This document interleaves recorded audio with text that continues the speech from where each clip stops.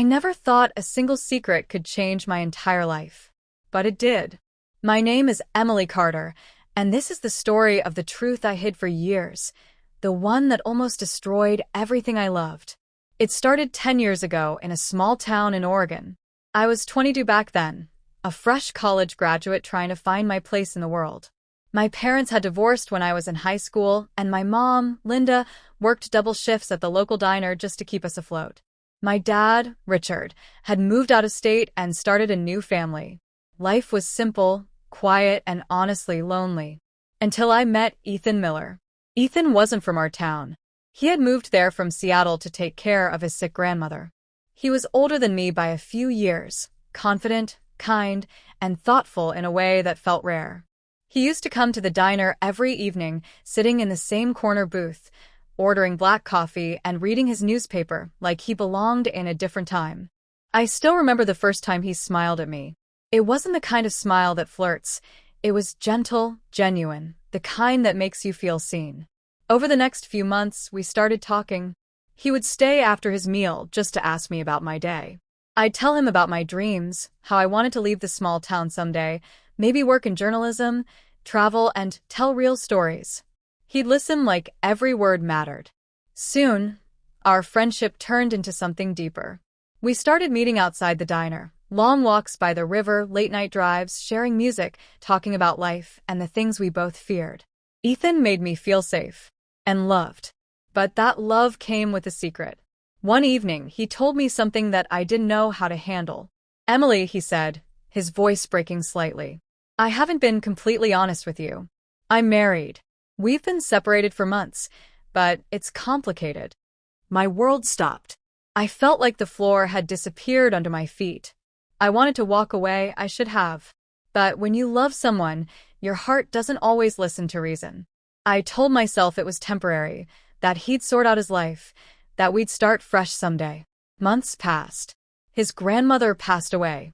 He went back to Seattle for the funeral, and that was the last time I saw him. No goodbye. No closure. Just silence. I cried for days, then weeks, and eventually, I stopped talking about him altogether. I buried that part of me so deep, I pretended it never happened. But I wasn't done with the secret yet. A few weeks later, I found out I was pregnant. I can still remember holding the test in my shaking hands, staring at those 2 pink lines, my heart pounding in my chest. I was terrified, alone, and ashamed. I couldn't tell my mom. She was already struggling.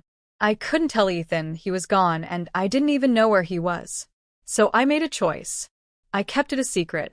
I left town, moved to Portland, and told everyone I had gotten a new job. Nobody questioned it. Those first few years were hard. I worked days at a bookstore and nights cleaning offices. I rented a tiny apartment that barely fit a crib. My baby boy, Liam, became my whole world.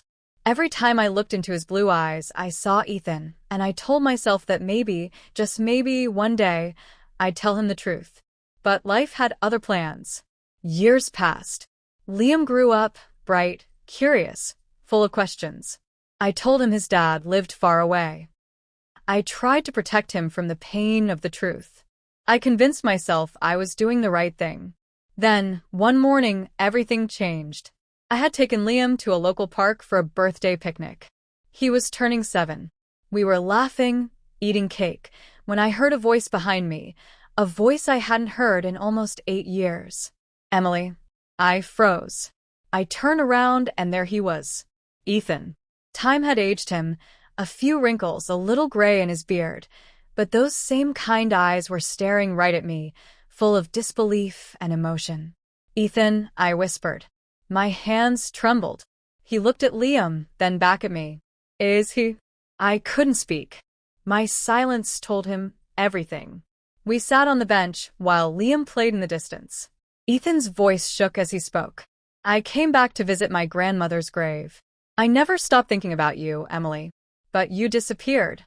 I looked for you. I thought maybe you didn't want me anymore."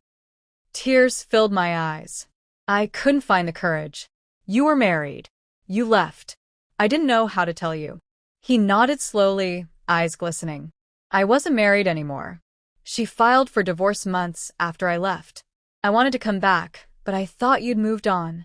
For a moment, neither of us spoke. The weight of 8 years of silence hung between us. Then Liam came running toward us, laughing, holding a balloon.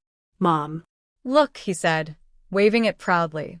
Ethan looked at him with a smile that broke my heart. I could see his soul shattering and healing all at once. That day, he asked if he could meet Liam properly. I said yes, but I was scared. Scared that telling Liam the truth would confuse him, hurt him, or change the life we'd built. But a week later, I knew I had to stop running from the truth. So I sat Liam down. We were sitting on the floor of his room, Legos scattered everywhere. He looked up at me with those same blue eyes that once belonged to Ethan.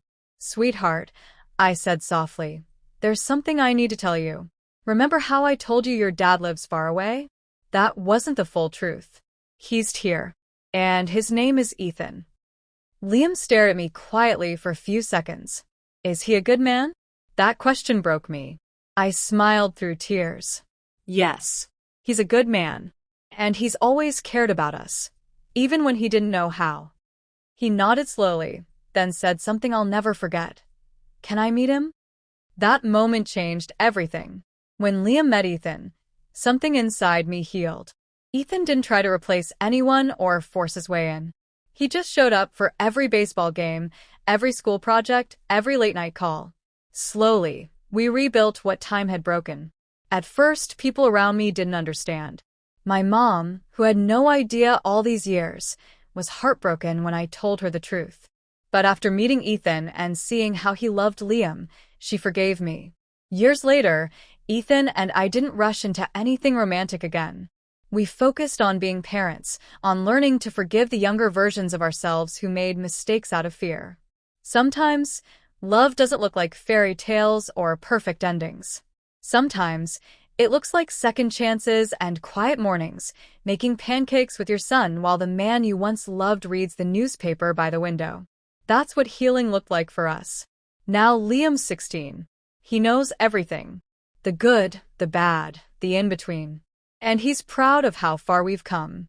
A few months ago, he asked me something that brought me full circle.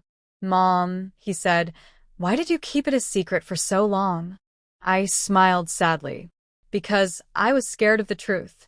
I thought it would break us. But the truth, it saved us. And that's the thing about secrets. They protect you until the day they destroy you. But when you finally face them, that's when life truly begins again. So, yes, I kept it a secret for years. But telling the truth?